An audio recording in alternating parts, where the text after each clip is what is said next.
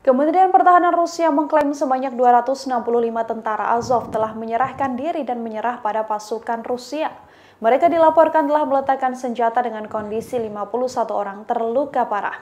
Potret atau penampakan pasukan Azov yang dilaporkan menyerah juga dibagikan oleh Kementerian Pertahanan Rusia. Dalam keterangannya, Kementerian Pertahanan Rusia menyebut bahwa pasukan militer Azov telah menyerah tanpa syarat apapun termasuk adanya pertukaran pasukan. Mereka menyerah penuh seusai pasukan Rusia memblokir pabrik baja Azovstal di Mariupol.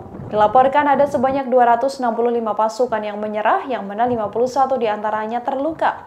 Pasukan yang terluka itu pun langsung menerima bantuan medis dan sebagian langsung dikirimkan ke kota Ovazov di Donetsk untuk mendapatkan perawatan intensif. Sementara itu dikutip dari Sky News, Wakil Menteri Pertahanan Ukraina Hanna Maliar mengonfirmasi 53 tentara dibawa ke rumah sakit di kota yang dikuasai Rusia. Sementara 211 orang lainnya dibawa ke Olenivka, sekitar 55 mil utara melalui koridor kemanusiaan.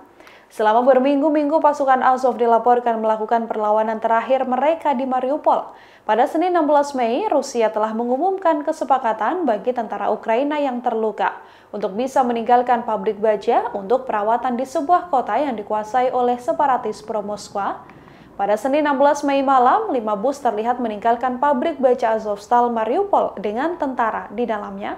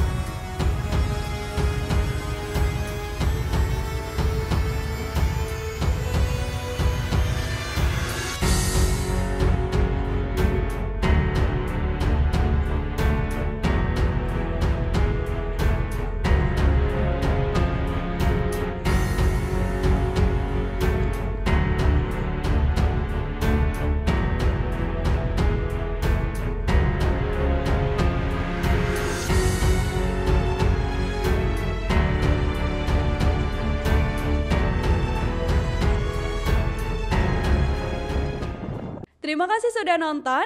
Jangan lupa like, subscribe, dan share ya.